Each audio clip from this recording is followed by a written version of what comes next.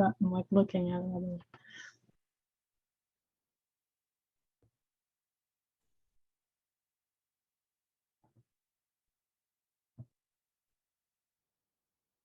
Oh, I have a commercial now.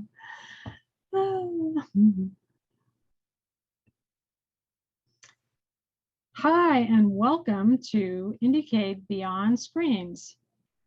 We are back from a little bit of a recess, starting our new season. Today is the first episode in our 2022 season. I'm super excited to be here. I'm Celia Pearce. I'm the co-founder of IndieCade. I'm also a professor of game design at Northeastern University, where I currently am teaching designing imaginary worlds, which is a perfect theme for this talk. For those of you who don't know, Beyond Screens is a weekly show that's on Wednesdays on IndieCade Twitch channel that focuses on various kinds of games that happen in addition to or even entirely without screens. So I'm super excited today to have our first guest. This is Todd Martens. He is a very old friend of IndieCade's. I think were at the very first Culver City IndieCade, right? In 2009. I believe so. Yeah, so yes. You've been around a while, and a couple weeks ago, Todd asked me if I would, if he could interview me for an article he was writing for the LA Times on Star Wars Galactic Cruiser, and I was like, yes. And then after we got off the interview, I was like, no, wait a minute, I want to interview you because you have actually been there. I haven't been to Star Wars Galactic Cruiser, but you had to make a special trip there to write this review. And I thought, you know what, let's just give Todd the opportunity to like totally geek out and talk about this fantastic experience that he had. For people who don't know, Star Wars Galactic Cruiser is the first luxury LARP in America, created by Walt Disney Imagineering. We know a bunch of people that worked on it. Some of them have been IndieCade finalists, people from Disney who've been there for many years. And Todd writes for the LA Times on primarily games, but also entertainment or other topics as well. Yeah, we define games as sort of play as storytelling. So games, theme parks, immersive entertainment, anything that is invites you to participate as sort of a player. That's perfect. So let's not waste any time. You got to go and it was the first week of the show, right? It was the very first week that it was open to the public. Prior to that, they had done a press tour. They had done another tour for Make-A-Wish, and they had obviously done a number of test tours. But that was the very first sort of public voyage, I guess is the correct way to refer to it. Myself and an LA Times photographer were on that trip. Just a quick sec. I think we're having a technical issue. It seems like the title card is still up. Oh, there we are. Okay, yay, we're here now. Great. Yeah, so you went for the first week. So how long were you there for? So the voyage of the Star Cruiser sort of experience is 2 nights. You check in between 1 and 4 p.m. on your first day. We got there right at about 12:40. We were in our rooms by about a little before 2. And then the Star Cruiser experience lasts pretty much, so the first night, second night, and then you check out on the morning of your 3rd day of the experience. And then I stayed an extra couple days just to explore Walt Disney World. But that ended up not being like the wisest use of my funds because, as we'll probably talk about, I was so exhausted after doing the Star Cruiser because it's 2 days of full participation. It's really intense, right? I mean, you're basically 24/7 immersed in a Star Wars spaceship. So, yeah, what happened? Tell us what happens. Like, when you get there, is there a special like entrance or launch experience, or how do they get you on board the ship? It's so it starts out kind of minimal. You walk in and it's very sort of, sort of Star Wars, sort of cubist, sort of steel structures. Everything is designed to sort of prep you that this is a spaceport that you are going to be launching up into the galaxy. So after you check in, you and your guests, it was myself and a photographer, and we got in line, and then you go into what is essentially an elevator, but they put some screens on it. The screens are kind of hard to see. They're not straight above you, and so you got to kind of crouch to see you go up to the spaceship. But you go into this space elevator. I don't know another way to describe it. I'm sure there's a better word I can come up with. But and then you enter the bridge, and once you get on the bridge, everybody is there in character. The cast, the actual actors of the show, don't actually start until a little later in the day. They wait for everybody to get on board. But everybody from the people who work the hotel, bar, restaurant are in cast. The people who walk around are in cast. You get escorted to your room. You're given a magic band, which has an RFID code, which is used to interact with the games, interact with the actors, and they use it for proximity locations to tell where you've been, where you're going to go. So that's how the game is used heavily on your iPhone, or they give you a phone. Currently, they give you a phone. They give you an iPhone. And in the future, Imagineering told me they hope to have it set up so you can just use your own personal device. But in these initial voyages, just for clarity and to make sure everything runs as smoothly as possible, they're running everything on their own devices, on their own proprietary sort of software. And you get into your room, and your room is, if you've been on a cruise, it's sort of, the best way to probably describe it is sort of a cruise in space, even though you don't actually leave, you don't go anywhere, obviously. This isn't a Richard Branson experience. So the best way to sort of describe it is sort of a cruise in space, but you get into your room, there's no window. I didn't find it claustrophobic at all. That's sort of something people have asked me. But the window looks out into space, which I found fascinating, just to sit there even and sit on the bed. So it is a window, but it's just a window into space. Exactly. So yeah, you'll see, the planet. You'll see the planet of Batu, which is where Galaxy's Edge is in story, the theme park land. You'll see other ships fly in and out. And there are various story moments that we'll get to, but if there's a story moment happening on the bridge where there's, X-Wings or TIE fighters, if you're in your room, you will see X-Wings and TIE fighters. So everything is sort of in sync with where you are on the ship. So there's almost it sounds like there's almost a virtual space world surrounding the ship that sort of you can see as if you were looking out the windows. Yes, if you were driving, on the interstate in Florida and seeing the Galactic Hotel, you would see what are sort of window slots.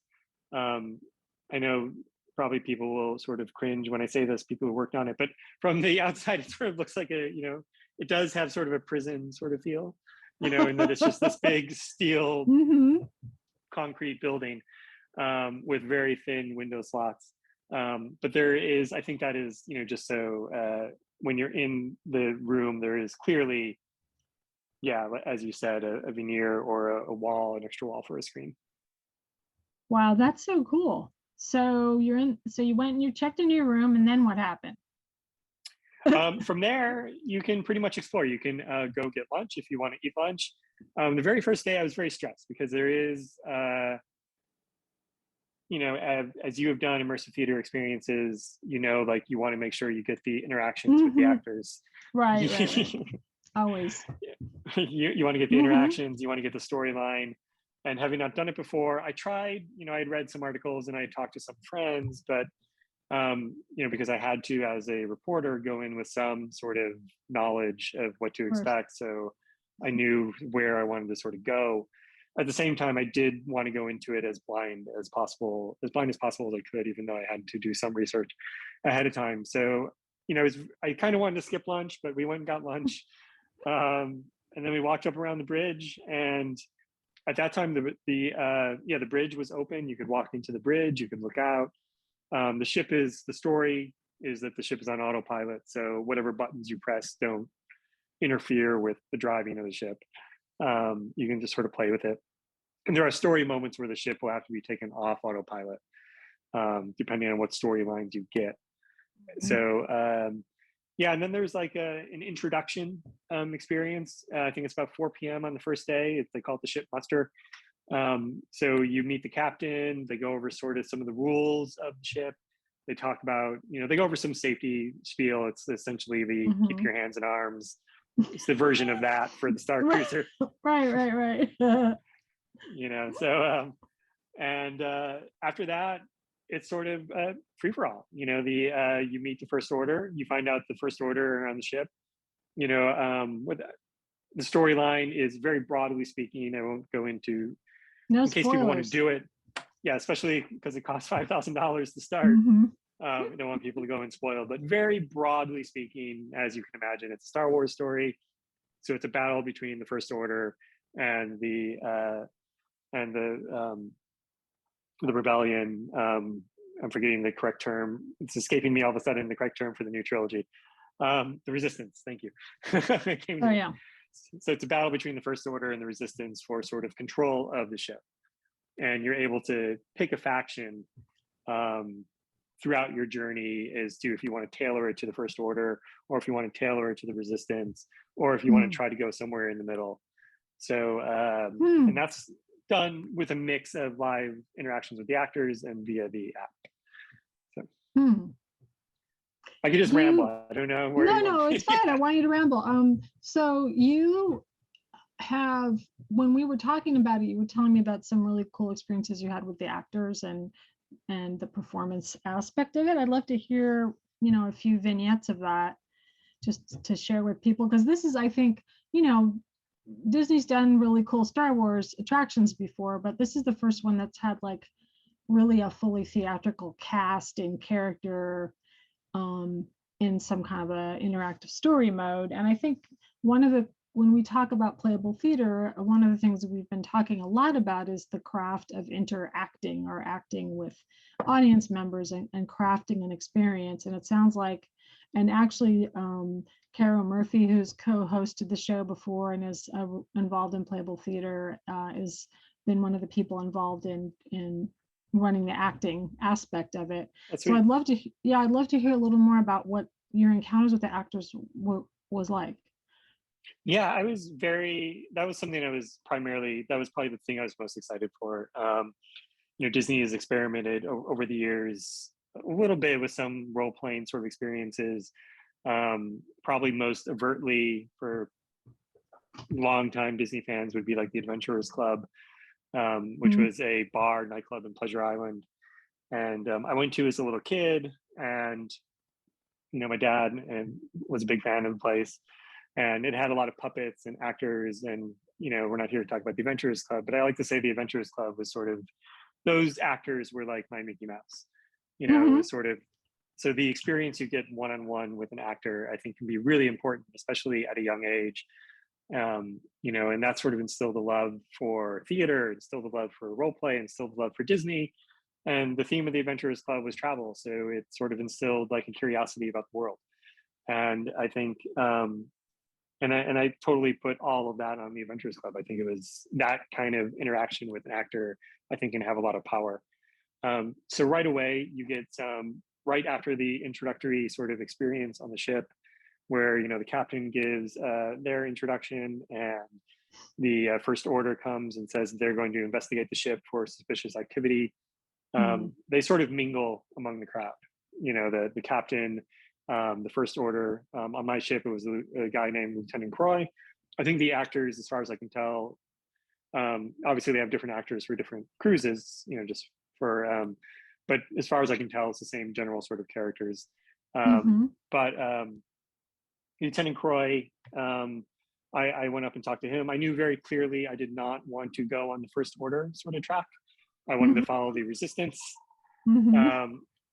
But I still wanted to introduce myself, because you want to have fun with the actors, and very, very much they're just sort of doing introductory things. Your name, can I trust you?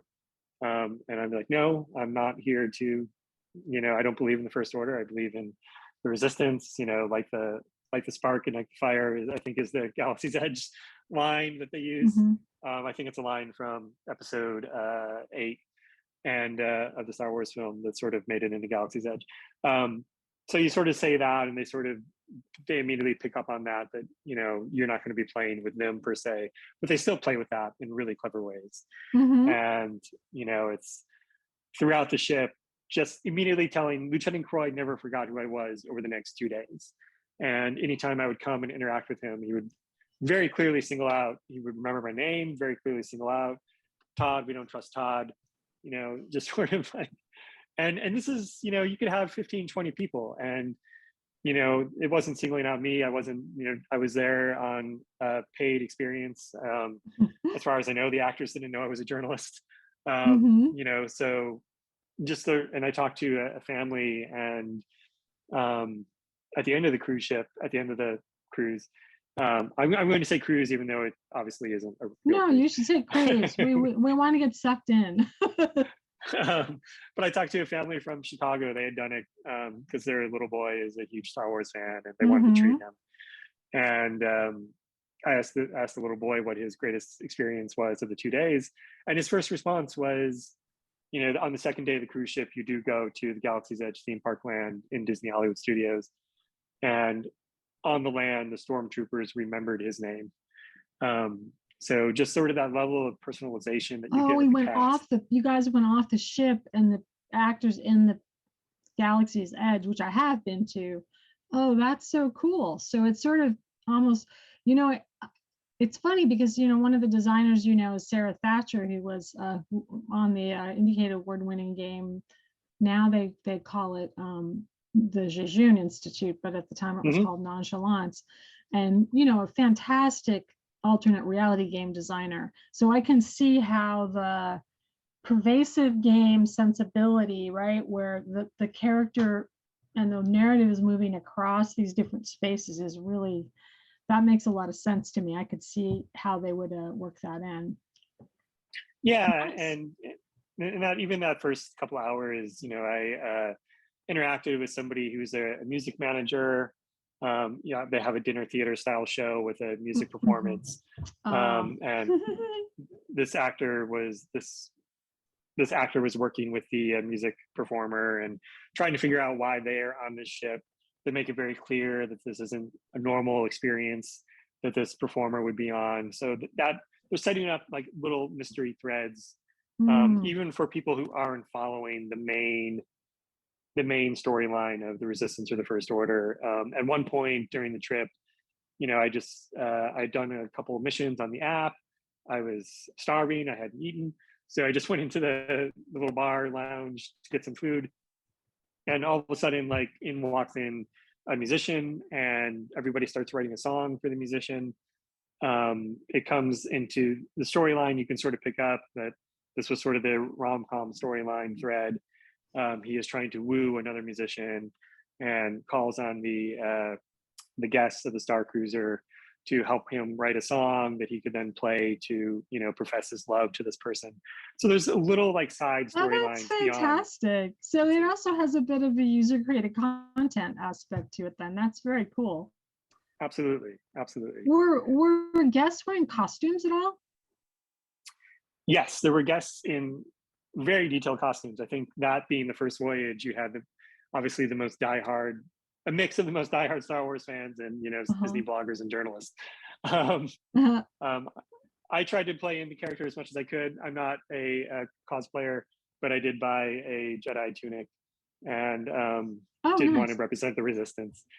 So you actually wore a costume. That's great. I mean, I would just lean into that personally. I'm a cosplayer, so I would totally do that up. That's awesome. I was going to say I do have a Galaxy's Edge jacket. The Galaxy's Edge theme park land, there's one in Disneyland, there's one in Walt Disney World. I'm sure everybody watching this is familiar with that, but I do have a Resistance jacket that I wore on the first day.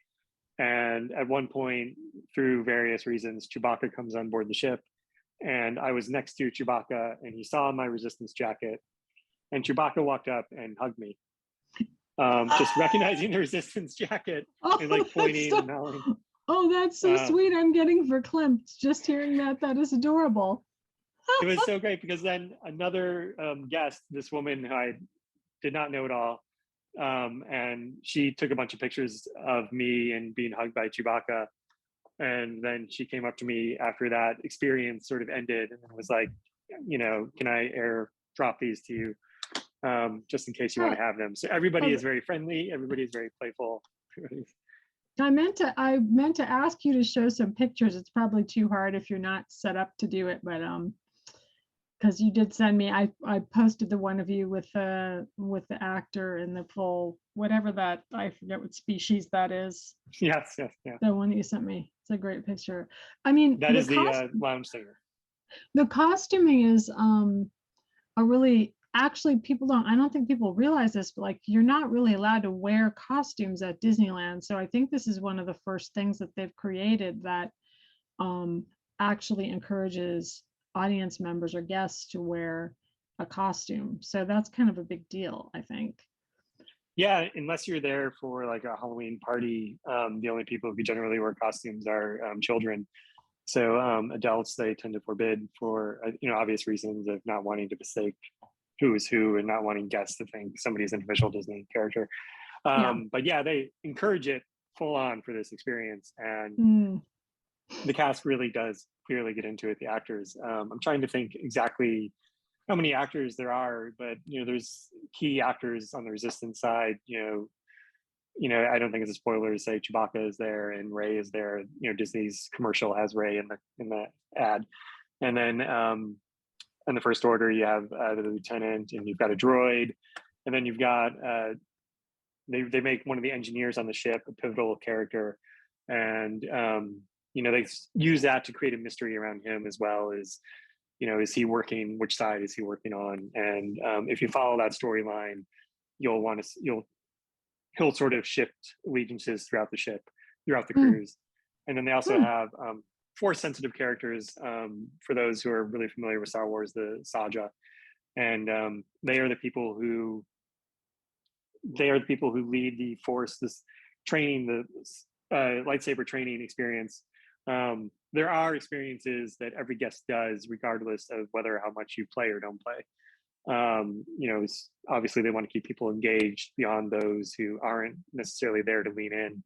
I think I'm somebody who goes there to fully lean in and fully role play and fully get into immersive theater. And that's why I like immersive theater. But one of the things I was really curious about was, guess who this is their first immersive theater experience, because it is Disney, it is Star Wars. I imagine there's going to be a large number of guests that have never done something like this before.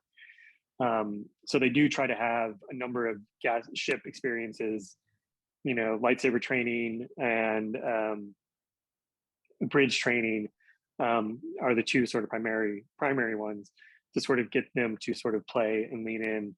The people who aren't necessarily trained to go Sleep No More style and follow an actor around the bridge. Because that can be intimidating, because especially you have a group of 20, 25 people following an actor, you can very easily you can't hear something, you can get frustrated. So I think the Star Cruiser, I think what they've done technology-wise, which is really complex, is they use the Play Disney Parks app.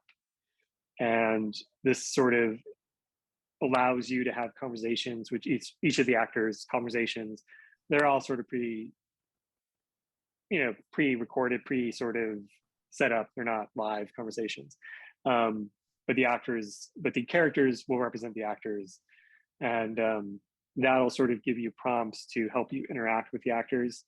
And, in theory— on the app, are you getting like text messages from the characters, or how are you, Correct. how does the app do that? Oh, okay.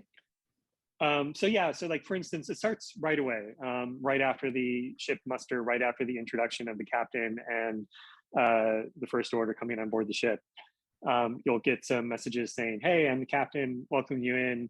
Are you?" And there'll be general sort of questions that are like,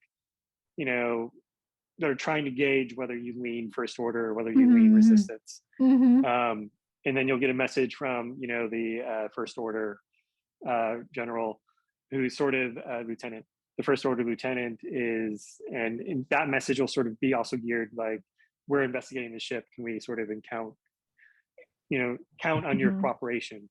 So they're sort of geared to sort of, and then from there, the trees will sort of spool out based on your answers and based on who you're interacting with. In theory, if you come near an actor, I believe with the use of the Magic Band, the RFID band, it's supposed to recognize proximity-wise where you were, and it's supposed to sort of trigger hey, welcome aboard the ship. Can I like talk to you more about XYZ? These will all lead to a number of games, like sort of mini games that you will then do on the second day of your cruise when you go to Galaxy's Edge.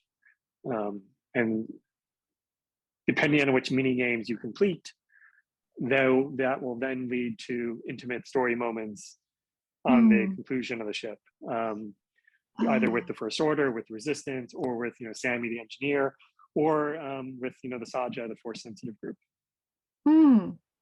Wow, it sounds really complex. It sounds like there's a lot of tracking and coordination that goes on.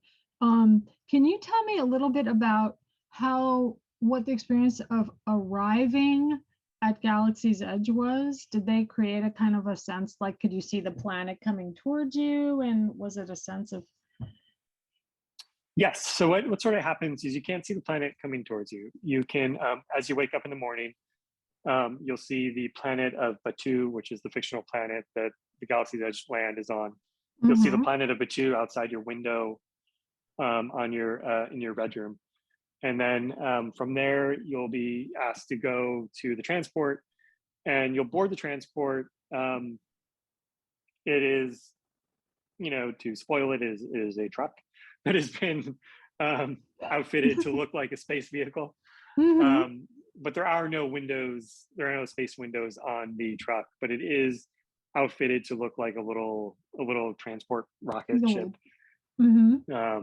And they have music playing, and they have lots of pipes and lots of Star Wars accoutrements, and so it's like a space sort of shuttle vents. Basically taking you down. Exactly. Yeah. And it's about a 5-minute drive to Galaxy's Edge, but you'll never actually see the outside of the truck. You'll how many people were in the shuttle? In that shuttle thing, is that the whole ship's worth, or just small groups? They set it up through times. They'll tell you like anytime, like our time was I think 8:30 in the morning or 8:45 or something, and they'll give different groups different times. I see. So there was probably about 20 people on that shuttle. I had the shuttle to myself and one other couple on the way back. I got to Galaxy's Edge about 9. I left about 2:30 because I wanted to get back on the ship, where I was able to have probably the best experiences I had on the ship, just because there weren't a lot of people there yet, and the actors were just getting started for their shift. So I was able to sort of have a Force experience that was just kind of a one-on-one experience that became the highlight of my trip. And so I think, it's about 20 people, and then you could sort of spend as much time as you want on Galaxy's Edge. Having been a Disneyland regular, I've been to Galaxy's Edge a number of times. I'd sort of completed all of the app mini games that you can do on Galaxy's Edge, which if you haven't done the Play Disney Park games in Galaxy's Edge, they're a mix of like tuning games, a mix of you want to sort of connect sort of various lines, various threads. They're like little simple puzzle games.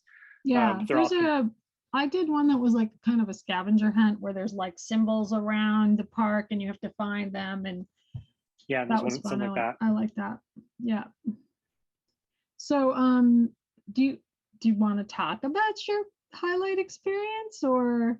I think I think even for those who may be considering going, it's worth knowing, because it's worth knowing that you can have these kind of one-on-one experiences. And this experience, I was separate from the main storyline, which was sort of what made it so unique and so special to me. I got back from Batuu, and they have what is called on the ship, they have a climate simulator. This is for people who want to go outside if they're feeling claustrophobic during the trip, want to see some sunlight or get some fresh air. And so I just went out there to check my email, honestly. Is that an actual outdoor area? It's an actual outdoor area with like rails, so it's supposed to be like a holodeck sort of thing. but it's the real world. It's the real outside. World. Oh, that's great. But they'd say it's a simulation. Oh, that's quite brilliant. Yeah, they say it's a simulation theme to the weather of Batu, because that's where you're going, and that's obviously Florida. But yeah, I just went out there to check my email real quick before I got back into the thick of things. And there were two people out there. They were clearly Disney cast members, actors, a male and a female character. They were part of the Saja, which is the force sensitive group. And they just started talking to me, like asking me how my journey is going. And it sort of became, they started talking to me about how do I deal with stress? How do I deal with feeling overwhelmed? And it became like a good 20-minute conversation of stress management, conversation techniques. And they started instructing me to do breathing exercises. So we did breathing exercises. There is no spa or pool on board the Galactic Star Cruiser, but this was sort of like my relaxation moment of doing breathing exercises with these two actors. And they were both wonderful. And then one of them, the woman eventually just sort of said, I want to try something with you. Can you pick up a rock? There's in the center of the climate simulator is just a bunch of little rocks and little rock structures. And so she's like, find like a small rock that speaks to you. So I found a small rock. And she had me do breathing exercises with the rock. Then she asked me to put that rock on a bigger rock. And I put that rock on a bigger rock. And then she asked me to like hold out my hand as if I was doing force and concentrate on the rock. And the rock slowly moved its way closer to me. So, various tricks of like magnets, and you could sort of see some sleight of hand on the actor, if you're interested in sort of the behind the scenes, how it worked. But, I thought it was a wonderful little experience. And, both of them like exclaimed like, oh my God, you're force sensitive. And, we got full into the role play of it. And awesome. It became my favorite experience. Yeah. Just because it was the one experience I had that was very clearly like one-on-one. I had other sort of intimate experiences in the engineering room, which is sort of the Galactic Star Cruiser's version of like an escape room with a lot of like escape room style puzzles. And I had some nice experiences in there. I had a really nice experience on the bridge on the end of the second night with the engineer, Sammy, and, his role on the ship coming into focus. And, but having that sort of completely sort of improvised, just off the cuff one-on-one experience with, these two actors was a highlight. And then I kind of had a big grin on my face and went and I was like, okay, that was sort of what I was looking for. And no matter what happens over the next, 8 hours, I feel satisfied with the Star Cruiser experience. That's awesome. I was going to ask you a question about, other players. Did you have any interaction with other players, or was there a framework for like teamwork? Because it made me think of it when you mentioned the escape room, because obviously those are often usually collaborative, right? There were some people I knew from people I hadn't really met in person before, people, other Disney fans who we all follow each other on Twitter. So we had sort of met on the ship. That wasn't planned or anything. There was an introduction by somebody from Imagineering, and it was like, oh, you should play with these people. And that was incredibly helpful to me because I was there with a photographer who, due to his job, wasn't really able to role play with me. He was trying to run around and take photos with everyone. I think it's definitely an experience that is geared for groups of people, whether even just you and a partner or a friend. Sort of, I did notice that things my photographer would do would also unlock those conversations for me in the app. So it does give you a greater sense of a greater breadth of the full experience if you're able to go with somebody else or play with somebody else. It's not something to really do solo. But even, in the engineering room experience, that was toward the end of the second night. And right before dinner, we get called into the engineering room. We checked in with our magic bands.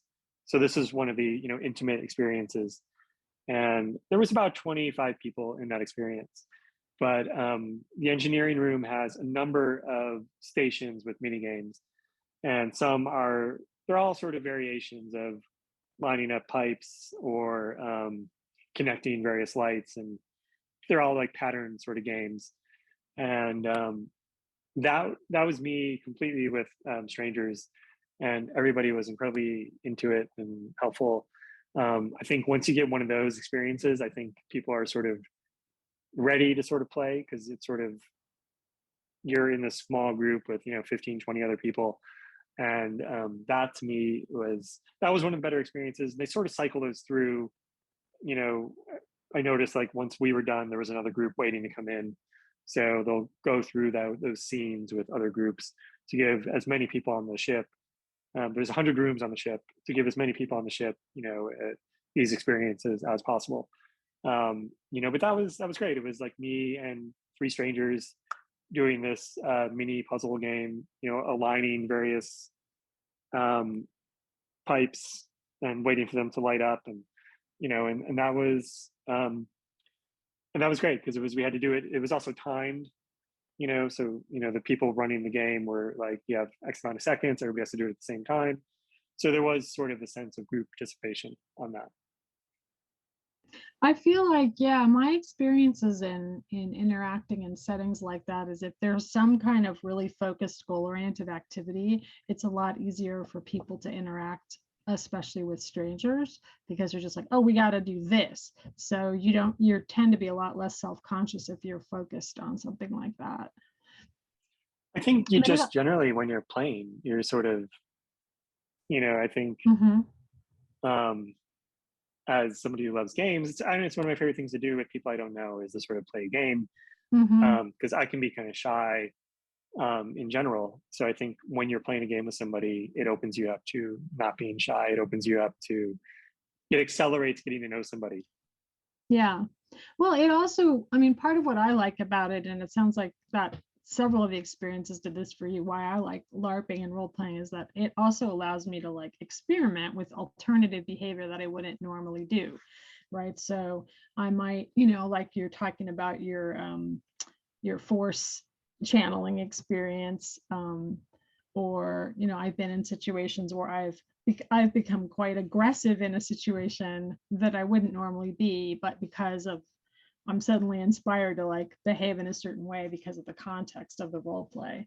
So I feel like that also gives you permission to kind of let your hair down a little in a way. Yeah, once you have that sort of those guardrails and that sort of those rules that sort of guide you, and then you can sort of play within those and be free within those. And when you're on Galaxy's Edge, they give you a pin to wear, and so this pin denotes that you are a member of the cruise.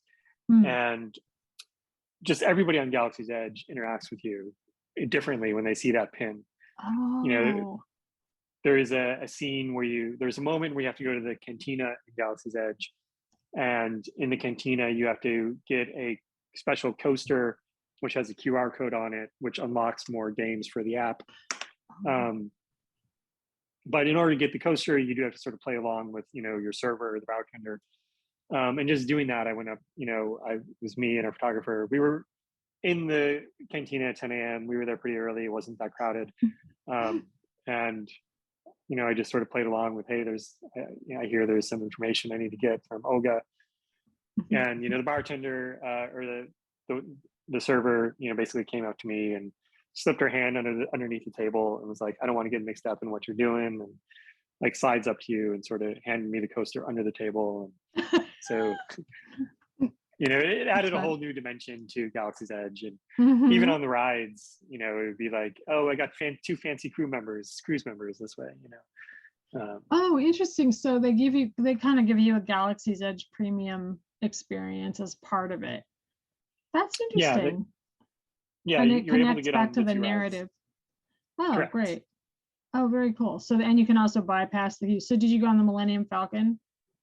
Yes. So if you've been on the Millennium Falcon ride, that story of the ride is Hondo Ohnaka is trying to steal some coaxium for the Resistance. And that ties in with the characters on the Galactic Star Cruiser. So you find out who exactly initiated the heist, why they initiated the heist, and essentially the coaxium goes back up to the Star Cruiser. So it does Oh. unlock sort of a whole view of Galaxy's Edge that you don't get just on your day-to-day guest. I Hmm. confess, I remember the first time I went on the Falcon, and for media, I was like, oh, why does anybody care about coaxium? Why are we doing this? So I think, and I think, guests may have that response. But the Star Cruiser does tie into all the storylines of Galaxy's Edge, and it does sort of Hmm. unlock Galaxy's Edge in a new way, that you see it in a way that you maybe hadn't seen it before. That being said, I don't want to make it seem like you have to do a $5,000 experience to enjoy Galaxy's Edge. I don't think that's Hmm. the case. And I think it's just sort of, I think though, if you have the means to do it and you do it, it does sort of give you a new way to view Galaxy's Edge in a way that you haven't viewed it before. I think it's interesting too, as you're talking, because it sounds like for somebody like you, and I've done it at least once at this point, um, that they're assuming, or they're maybe targeting as part of the audience a repeat visitor who's been to Galaxy's Edge before, precisely so that they can have a slightly different, kind of more customized experience of it. Because as you're saying that, I'm like, oh, that makes me want to go back there, right, in that other mode, and have that alternative experience. And also probably if I go now, because I always have my social science hat on, right, for my online game research and stuff. So I tend to watch the audience. So like when I went to see on one of my Sleep No More visits, I followed audience members around and watched them like move in groups, and that's something I would be really interested to see, like watch the Galactic Cruiser guests and see where they go and what they do. I did a little of that. I very clearly, I'm not one of those players who, I don't try to sort of break the game. I Mm-hmm. sort of know that there are going to be concessions that are going to have to be made, especially in an improv like setting with people who have never done something like this before. So I do go in with a set of, I do go in a little relaxed for, some things to maybe not work 100% perfectly. And those kind of things don't really bother me if the overall story is cohesive and if there's enough to sort of play with. And I did find the Star Cruiser did have enough to keep me engaged. Even if there was a moment where the conversation on the app with the character didn't line up to something that was happening, on the ship, correct one-to-one. Mm-hmm. That wasn't something that pulled me out of the experience personally, because there was another 7 or 8 conversations I had on the app. There were another 3 or 4 interactions I could go do. Yeah. So I'm not trying to sort of spoil the experience for myself, or I'm just trying to sort of go, okay, well, that didn't connect the way it was supposed to. I'm going to go do this instead. But I think what's important is that the Star Cruiser has enough going on that you can say, oh, I missed this, or this isn't working the way I thought it would work. I can go do X, Y, or Z instead. Something else, yeah. And also, one of the things that struck me with the examples that you gave is the fact that it seems like there are different scales of experiences, like the one-on-one, the small group, the larger group. Like there's different, like you were saying, if you're shy, there's one thing, and if you're more, it feels like there's a lot of options for people, I guess, as far as like you could, it sounds like, do the whole thing on your own and still have a great experience, even if you're not connecting with other people a lot, right? I would think so. Yeah, I mean, you would definitely miss out on some of the personal interactions, which I think are the most special parts of it. But there's a couple of show moments each night that happen on the bridge for everybody that everybody's supposed to be at. Everybody does the lightsaber training. Everybody does the bridge training. They have some other things on the ship that you can do. They have the Star Wars card game. It's over my shoulder, which is why I turned around. Sabak. They have sort of a holographic version of that in the bar. I didn't even play it because I just sort of was doing other things, and I felt like I'm not here to sort of play that. But you can sit around and do that. So they are trying to sort of make sure there's enough going on if you're not somebody who's going to lean in. You know, so. Or even if you want to lean in sometimes, right? Like you don't have to lean in the whole time. You could kind of, I don't know how you would, I mean, I think there could be a word for it. There probably is in like the Nordic LARP scene, like modulating your experience somehow, or like there's a certain kind of tempo that you have that might be more intense. Like you were saying, it's exhausting, right? I mean, one of the things about why people don't do 2 and 3 day LARPs is it takes, first of all, you have to take the time to do it. And second of all, often if you're costuming, especially, you have to prep. So that takes a while. But also it's a really demanding experience for the audience. So I would think like having, you would even probably need to take some breaks in the experience as well.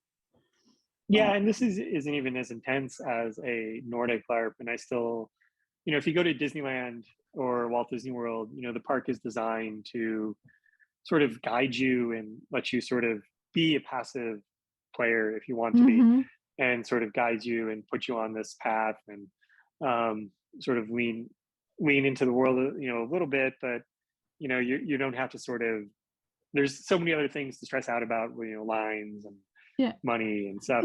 I think they're trying to lower the stress with the experience as much as possible. With Star Cruiser experience, you are constantly engaged, you know, and for a little more than 2 days, I guess about 2 days if you go from the time you check in and check out, it's about 2 days, you know, so it's, you know, about 40 hours if you want to think of it that way. But you know, you're constantly engaged and you're constantly leaning in, you're constantly playing. And you know, I'm an introvert, so I mean, just if you just think of like, you know, how it is when you go out 3 nights a week, you know, you want you need some downtime. Or when you're at a conference, you know, that's the experience. I have a lot of the conference, I want to go in my room and lock myself up. Did you have your own room, or did you share the room with the photographer? Or we shared the room with the photographer. So yeah, the way that pricing works is it starts $5,000 is approximately, you know, with tax, it's a little bit more than that. It's like 5,300, I believe. So it's myself, a photographer. We had the room, just the two of us. The times paid for us, so it was about 5,300, I think, is what we paid. And he had the bunks, sort of the space bunks. I should say he's a tall person. We're both about 6'2", 6'2.5", and he was able to fit in the bunk. He actually preferred the bunk because I'm somebody who keeps rooms very cold. So the bunk actually was a little, he preferred the warmth of the bunk. So the ticket was for both of you though, right? It's not each, yeah. It's for both of you. Okay, that's not too bad. So it's really only $2,500 a person. So it's about $2,500 a person. You know, it is more expensive than a cruise. You know, if you look at, you know, I think this is something you and I were talking about and something you had me look into as well. But if you look at prices of LARPs around the world, you know, a non-Disney LARP, you know, it's going to set you back about $1,500 to $2,000. You know, a multi-day LARP, you know. So I think, you know, so I think it is priced for that experience with, you know, actors and cast, and sort of that's what you're paying for, you know. So I think it is, you know, I think the obvious question that everybody wants to ask me is it worth it? And you know, it's a hard sort of, I feel uncomfortable telling somebody they should spend $5,000. You know, so but it is a premium experience. But yeah, it's a luxury LARP. I mean, that's why I was saying at the beginning, that the luxury LARP as a form is something that, you know, has been around for a while in Scandinavia. Like people go and they play the, you know, Harry Potter LARP where they go or the Harry Potter inspired LARP where they'll go for 4 days to the, you know, Polish castle, or there are a few that are kind of like you go to a mansion and pretend to be a rich family or whatever. Like these are fully immersive, high fidelity, you know, they call them 360 because they have a lot of scenography and a lot of theatrical production. They don't necessarily have actors. Usually in those kind of Nordic LARPs, there's a few non-player characters, but most of the characters are played by the players. Then you get into the sort of, and I always forget the name of it, but there's the Wuhan Gatsby cruise luxury LARP is the one in China that's been really successful, and it's also very expensive, and it's on an actual boat. Like they take you out into the lake on this you know, boat party basically, which I think has a murder mystery into it as well. But you know, there's a market for it. I mean, it's full every weekend. People go, they love it, they spend money to do it. So I think it's not, you know, something you would do every day. It's a special kind of experience, and for the people who can afford it, you know, it's something that I think is worth it. I mean, it's probably not worth it if it means skipping a month's rent, but you know, if you're making a choice between, you know, going on a weekend, you know, to New Orleans or to Europe or something, you might do that instead as a kind of vacation activity, especially for, I think, families. And it's clearly a hardcore fan thing. Yeah. Right. I mean, when people have asked me, we talked about this when you interviewed me about it, I said, well, will people pay for that? And yeah, people who are fans of Star Wars will pay for it. And there are enough of those to go around. And it holds, what did you say? Like it's a couple hundred people? It's 100 rooms, and depending on the room configurations of whether, you know, you're staying with one person or 3 or 4 people. I've been told it's somewhere in the vicinity of, if it's sold out, approximately 300 people. Yeah, so it's actually not that big. Even compared to like a Disney thing, it's pretty small. So it's also, like you said, it's a fairly intimate experience for a mainstream entertainment you know, experience. So that's kind of interesting. One of the things I wanted to ask you about, and I think what we'll do is I'll ask you this, and then we'll see if we have any. I'm trying to see if we have any people in the chat. Is there anybody in the chat out here? Just looking to see. I'm sorry, I'm looking. I know I'm looking up. I'm looking at the. They're thanking the internet gods. Okay, cool. Yeah, I don't see anybody in the chat right now. But what I was going to ask you about was the food. What is the food like? The food's actually pretty good, I think. So I've written about music, and I've written about theme parks, and I've written about video games. Describing food is something I'm terrible at. For some reason, I have a hard time describing taste, but it's a specialty. They try to, yeah.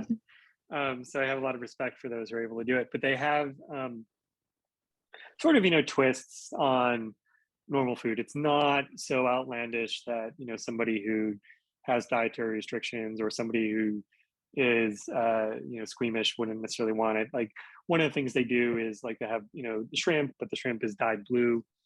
You know, I think that's the thing that got, you know, most of the photos. Oh, so it's like they make it sort of like quasi alien, but it tastes like normal food, right? Right. Yeah, and they've got like a chicken dish that is, you know, cut in a certain cut, so it doesn't look totally like a normal piece of chicken. Same with the beef; it's, you know, cut in certain ways. You know, but it's all done very well. They did have, you know, breakfast. I thought was maybe one of their best meals. They did have a sort of a little fried egg, sort of bacony thing that was really nicely done. But and throughout the cruise, on the in the atrium of the cruise, there is a bar that has you can go and order food as well. The food is included. Everything is pretty much included except for alcohol. Oh, good. You don't have to pay extra for food. I was going to ask you that. Oh my God, that would have been, yeah, that's actually great. Because that's how they get you in the park, with the food and the merch, right? So yeah, you can just go into the bar off the side of the atrium and order as much as you want. And I would highly recommend doing that, because, you know, I had like a cheese fried dip cheese thing that was really well done, and it comes in like a weird sort of space ball. And then for those who are drinking either mocktails or alcoholic drinks, all of those have, you know, sort of twists on what the parks have been doing with, you know, dry ice and sort of making things look, you know, a little bit of special effects. Oh, nice. Yeah, that sounds fun. Cool. So definitely took part in that, in that, and it was kind of funny because I completely forgot that the food in the bar was included on the trip. And I remember like one time when I got the bill, I was like, "Oh my God, they caught my food." I was like, "No, it's included. It's part of it. Oh, that's really cool. Yeah, the LARPs that I've been in that have food, it's usually included. That's kind of the standard for those. I've never been on a boat cruise before, so I don't know what how they do the food there, but it's most are included unless it you do doesn't like look like we have any questions. But I was trying to think if there was anything else. Was there anything else you wanted to talk about that I didn't touch on already?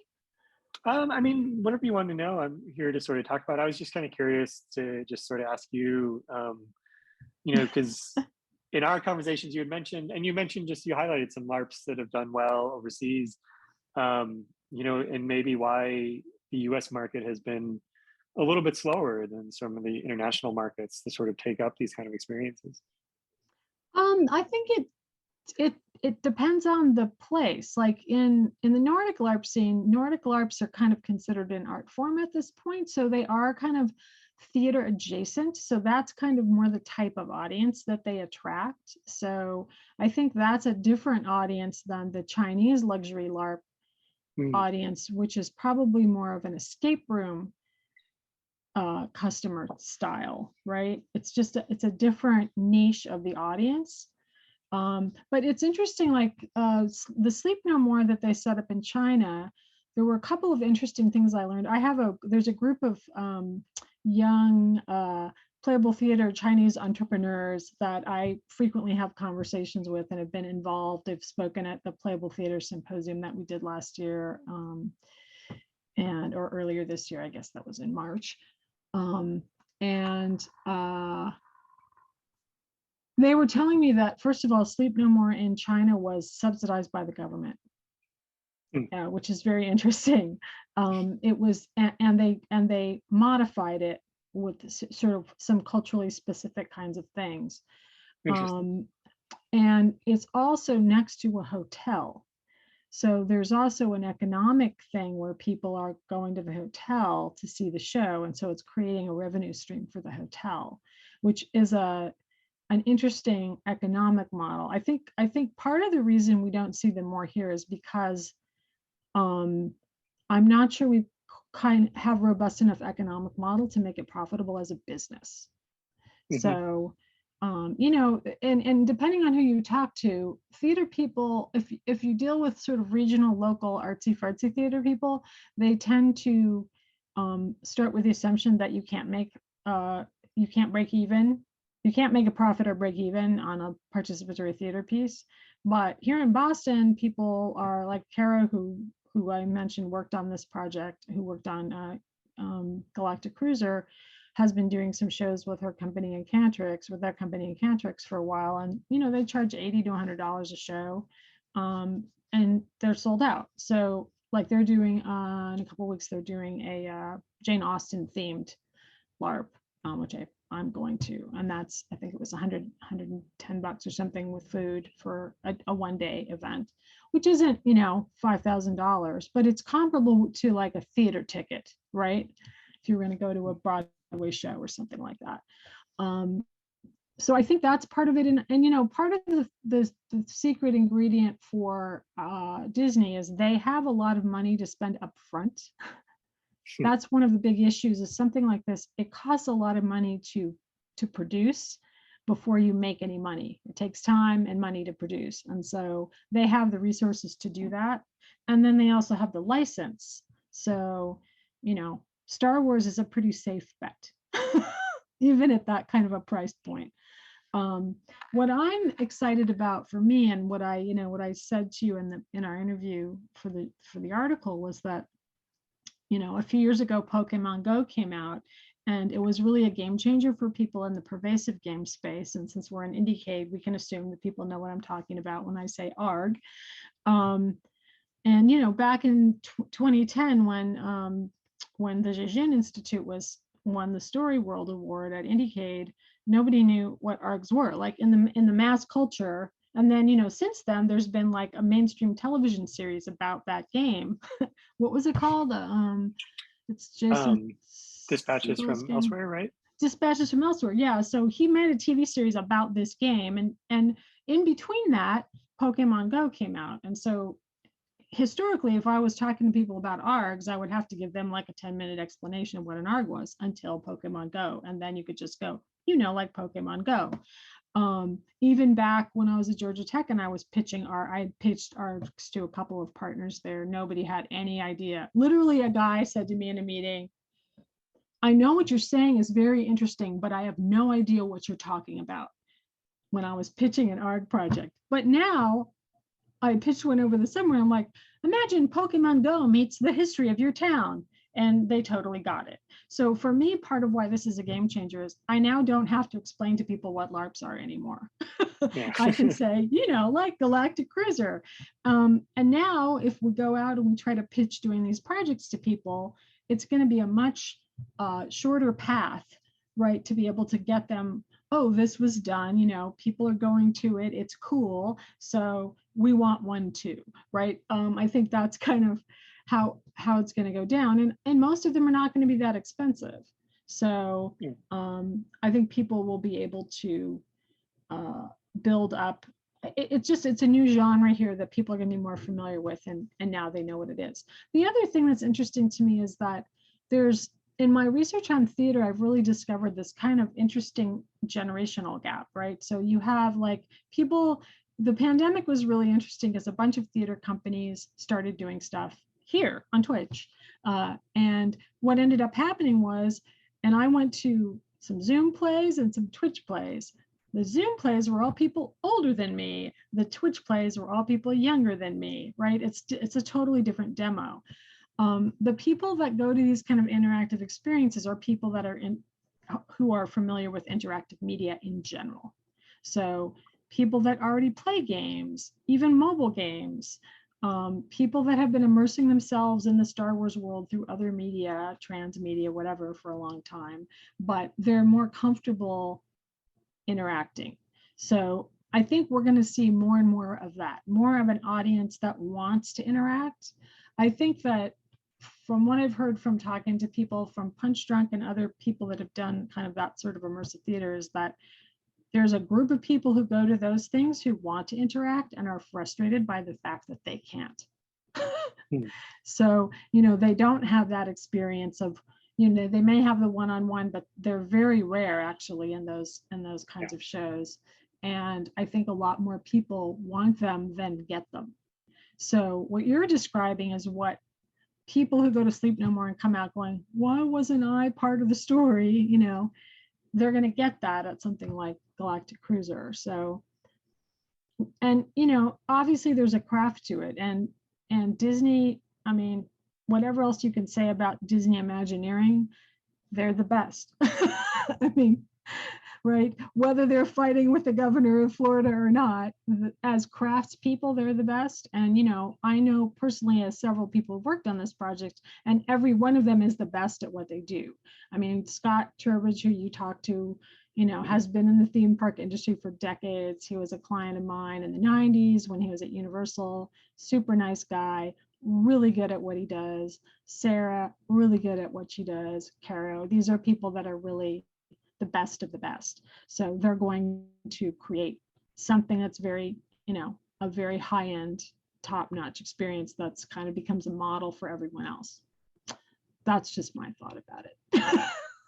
No, I think that all makes sense. And I think, I just thought of something I didn't mention was just that I think, I certainly got lucky with my character interactions, my actor interactions, but I think something the Star Cruiser does that, maybe a lot of local or regional productions, can't do is that sort of space does a lot of heavy lifting, and just like you're on a starship and you can go play with the bridge. There are, each floor has, little data pad things you could log into and, hack into different rooms of the ship. There are different games you can play even if you're not interacting with an actor. So I think, when you go to a smaller production and you have that fear of missing out and you have that sort of sense of, I didn't get this actor experience, and you're kind of bummed, you spent $100 or whatever. I think the Star Cruiser is able to use its location to an advantage and in ways that just a lot of smaller teams just can't do because of that upfront cost. Well, and there's also a lot of layers to it. I mean, I think part of what's interesting about what you were describing to me is it's also got some escape room aspects, some ARG aspects. It's got all kinds of tech tracking. I mean, most of the LARPs that I've played have zero tech. I think that this is something like one of the things I've been thinking a lot about with Playable Theatre is like we kind of need some tech back end on some of the things we're trying to do, and theater people tend to be not super high tech. So but a lot of them have learned how to use things like OBS during the pandemic and have begun to think more about, can they create some kind of even low end tech back end for their experiences. So I think that there'll probably be a little bit more of that happening. Right before the pandemic, I went to I'm going to call it promenade theater, except it wasn't, because you had to sit, like they moved you around from one room to the next and you sat and watched a scene and then you got up. But they, at every doorway, they had like a person with a headset and an iPad. And so they were, you know, obviously, and it was a flow through kind of a thing. So there were different audiences, groups coming through, and they were keeping track of where everyone was and wanted to take them to the next place and when the next group would come in. So there's going to be some logistics back end stuff like that. I can imagine what goes on behind the scenes there is pretty complex at Galaxy, at Galactic Cruiser, because obviously there's a lot going on. You've got the RFID tags, you've got the, you know, the phones and everything. So yeah, and you've got to, yeah. And you've also got the logistics you were talking about, like how everybody comes in for one. That's, you know, a common thing in immersive theaters. There's always things that everybody sees and experiences all at once, and things you go off and experience individually. So that's a lot of logistics to manage, right? I remember when I went to Sleep No More, like how everyone ended up in that big room at the end. And every time I've been to the show, I'm always like, I'm in there and I can't remember how I ended up there. Like, you know what I mean? Like they're really brilliant at like somehow getting you to go there as if you meant to all along. You know what I mean? So I'm sure like they probably are using some techniques like that to get people into the flow of the larger and smaller group experience and stuff. Anyway, yeah, it's cool. Wow, thank you so much. It was so great talking to you about this. And it was funny when we did the interview because I kept thinking, oh, I really just want to hear you talk about it. So I'm glad I got to do this. And I thought it was a great way to start the new season off, especially since this thing just opened, what, like 3 weeks ago now, right? Or 4 weeks ago? yeah, the first voyage was the first week in March. So yeah, so just a month fresh off the boat, quite literally. Fresh off the starship. Cool. Well, thank you so much. Hopefully, oh, let's see, we've got, it looks like we do have some guests here. Cruise comparison is good and should anchor more of the coverage. Oh yeah, that's a really good point, because oh, let's talk about this for a second. sure. Because I've been thinking a lot about this in terms of writing about theater and trying to figure out some techniques for creating my own work. And one of the ideas that I've been writing about is this idea I have called social scaffolding. And the idea is that people recognize certain types of experiences and they know what they're supposed to do. And a great example of this is Tony and Tina's Wedding, which is one of the first immersive theater pieces from the 80s. And it's like, it's an Italian wedding. You really don't need to say a lot more to know what you're getting yourself into, right? How you're supposed to dress, what you're supposed to do, all of those things are really obvious. And I think, as Benja 555 has pointed out, the cruise gives you some social scaffolding. Like you said, you've never been on a cruise, but yet you kind of know what a cruise is and what it's supposed to be like, right? Yeah, and from talking to Imagineering, that was very deliberate and sort of, you know, that was because this is a, you know, new experience for a lot of guests. So they were looking for ways to ground it in reality and ground it in something that is familiar. So in a cruise, you have a cabin. In a cruise, you have these sort of everybody gathers for the dinner or the meals. And the cruise has some sort of, you know, game card table or some sort. So it does have like touch tones of like things you would see on a cruise. Yeah, it's the early media, I think, focused on it as a Star Wars hotel. And I kind of cringe at that sort of description because I think that sets up and sort of a wrong expectation for a guest. You know, this isn't, you know, Disney has, for instance, a Marvel themed hotel in Paris. And that is a hotel you go to. It's like a normal hotel that you check in, check out. It's got some, you know, Marvel art in the lobby. It's got, you know, Marvel themed restaurant. It's got, you know, some Marvel experiences you could sign up for and do. But this is not that. You know, this is really a full-on LARP. So I really wouldn't refer to it as a Star Wars hotel. I think that creates a misrepresentation in a user's mind. It's almost like a theme. It's almost like a live-in theme park. That was the only way I was able to describe it in the paper. You know, because we didn't want to keep using the LARP term, afraid that people wouldn't necessarily know what that was. Yeah, well, and I think the thing that's interesting about the cruise too is you're bringing sort of an imaginary world in an alternative universe together with a really pretty common, accessible, familiar thing. And I think that's part of why it's accessible to a mass audience in the way it is, because there's nothing more mass audiency than a cruise, right? It's just like this was, I think, why College of Wizardry worked really well, because it's a college for Harry Potter, you know, Hogwarts graduates. And so those two things, people can connect the dots and create a new experience by bringing those two things together. So yeah, I'm glad that that was brought up. Are there any other questions or comments from the audience? I don't think so. I see a few people in there, but I just see perfect, thanks, and stuff like that. So great. Well, thank you so much again. This was great. I had a great time. If people missed the live show, they can watch it on our little archive on Twitch. So you can send people to the same link that I gave you for it. I have a couple of announcements. As everyone knows, it's IndieCade submission season. We have, I believe it's April 15th is our early submission, and I think we have an extended date of May 15th. I don't know for sure. Can someone in the chat confirm? Interaction tendencies psychography index, somebody says. Has there ever been such a thing? Oh, that's an interesting question, and maybe a topic for a whole other show.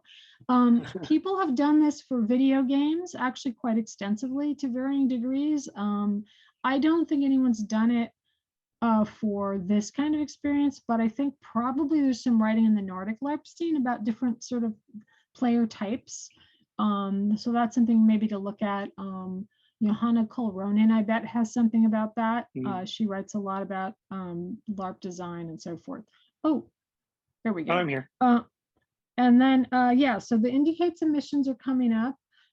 Also, we have an event coming up this Saturday called IndieCade Horizons. It is a showcase of student games. There are a number of universities that will be participating in it, but we also have tickets available, which somebody's going to pop into the chat, right? One of our mods is going to pop that link into the chat, or where you can get the tickets.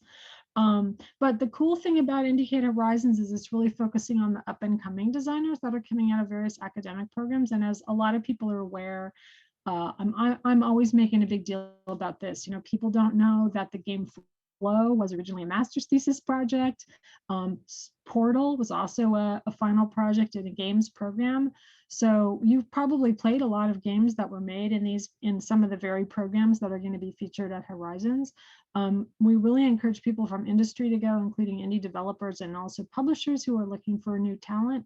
It's kind of a concentration. A lot of the top schools in the country are going to be there. I think, and some out of the country as well. So thank you so much again.